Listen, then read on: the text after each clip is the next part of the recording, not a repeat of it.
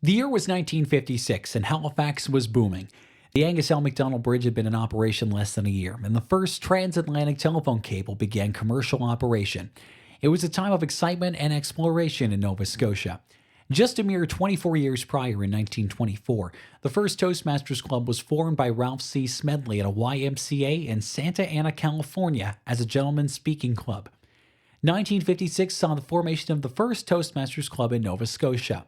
Inaugurated as the Simpsons and Simpson Sears Toastmasters Club, number 1555, this club was open only to male employees of the Simpson Sears department store. At that time, Toastmasters boasted having 1,200 members worldwide. In the club's first meeting, President Bruce Jowdery of the Halifax Club presented the club with a chairman's gavel as a welcoming gesture. This gavel is still in use today. In 1959, Simpson Sears Toastmasters membership was opened up to other men among the general public. Each year, the club would install new officers and celebrate the event with a ladies' night. Ladies' nights were held throughout the year, allowing female participants, mainly spouses, to participate in the club. Ladies' nights were often held in conjunction with the awards night. In 1973, after 49 long years, women were officially allowed to join Toastmasters International. However, it wasn't until 11 years later, in 1984, that Sears Toastmasters opened its club up to women. Jean Cook was the first woman to join Sears Toastmasters in November '84. In 2009, I, Karen Caldwell, became the first female distinguished Toastmaster for Sears-Halifax Toastmasters Club. Club records indicate that around 1964 there was a Halifax Toastmasters Club exclusively for women. Little is known about the Toastmasters Club. Club's records indicate that the relationship between the two clubs didn't last long. By the mid-70s, there was no mention of the club still being in existence. Simpson Sears was a leader in competitions. They held joint meetings with the Toastmasters Club and participated in judging their speech contests. Here is an excerpt from a report by Jack Carew on May 5, 1970. The evaluators gave the speakers some fresh views concerning audience appeal. With ladies evaluating the men and vice versa, there was no escape. Even the Toastmaster was reminded of a few areas for improvement. Today in Nova Scotia, there is a Toastmasters Club that is exclusive to women called Successfully Speaking. They meet at Mount St. Vincent University. The first 10 years of Simpson and Simpson Sears Halifax Toastmasters showed great growth in leadership. Members met just after dinner in the store cafeteria. Membership in 1960 was 21 strong at a cost of $3.50 per year. By 1961, membership grew up to 34, and the club joined District 45. In 1961, the club had its first children's night that included speaking and other fun activities. It was common at the time that some clubs were districtless. The club showed strong leadership by helping establish 5 new Toastmaster clubs in Nova Scotia. The club also offered external speech and leadership workshops to the community. The 60s were a different time. Members were sharply dressed and computers were years away. The club thrived on handwritten minutes and neatly typed correspondence. The club was fresh, still in its infancy. The 60s saw the growth of a core group of young professionals, including Jack Carew, Bill Atten, Bill Bevins, and World War II veterans Ken Fox and Merlin Bill Chase, who set the tone of the club. The men's club provided the base for these young leaders to influence the community through speechcraft seminars which they taught to local businesses. They were true pioneers of the speechcraft program that Toastmasters International still uses today. In 1969, the first issue of the 1555er Bulletin was created. Toastmaster Bill Chase was named Area Governor of the Year. The 70s marked the golden years for the men's club as the boomers experienced their coming of age. Membership was strong and included many original members. Toastmasters still found time to help charter new clubs. They held their 20th anniversary in 1976. The club was part speech club, part social club. Carrying on the traditions from the late 60s, the club held ladies' nights, children's nights, and even had their own golf tournament. The 70s were a time of family and fun, as noted by the Family Funtastic District 45 Convention of '78.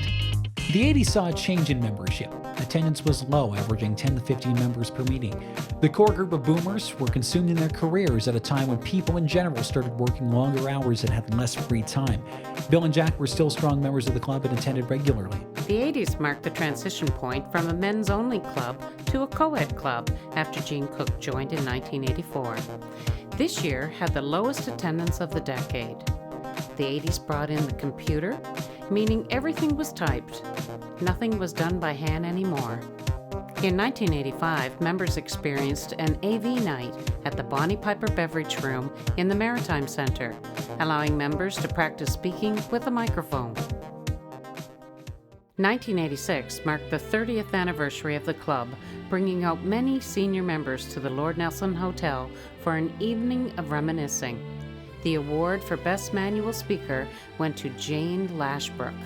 Females represented 25% of the membership in 1987. On September 24, 1987, Tony Easton was inducted into the club, currently our longest-standing member. He gave his first icebreaker speech following speaking for 5 minutes and 20 seconds, winning the award for Best Speaker of the Night. Closing the 80s was a revitalization of the 1555er newsletter.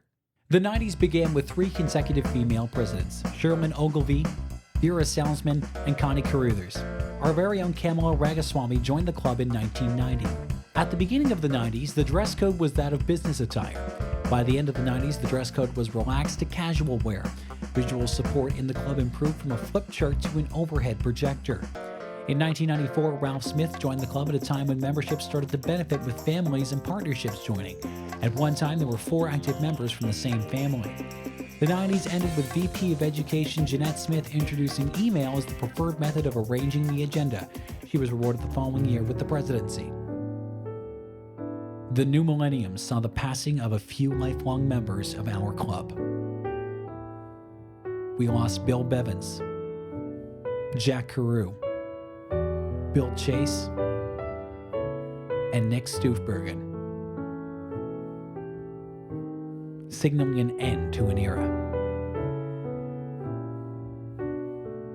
The late 90s and early 2000s welcomed the next generation of Toastmasters. Membership blossomed. The new Toast It Notes newsletter began, and technology was reinventing the club. Projectors, PowerPoints, and recorded video. This was the new medium for the prepared speaker. 2006 marked an epic 50th anniversary for the club, held at the Nova Scotian Hotel, with then Premier John Buchanan as keynote speaker. In 2011, members participated in an evening at the Nova Scotia Legislature, with each speaker representing a part of the province. In 2013, Jane Holden achieved her Distinguished Toastmaster Award. The club recently adopted the internet-based meeting management system for Toastmasters called EasySpeak, thanks to competent communicator Ben Worth. Sears-Halifax Toastmasters is the oldest club east of Montreal. Our club has mentored hundreds and has seen almost 2 generations of speakers. We've established new clubs and created better leaders and speakers for Eastern Canada. This former men's club is now multicultural for everyone, exclusive only to those who want to improve themselves. We are men and we are women, united to serve the next generation of leaders, Toastmasters.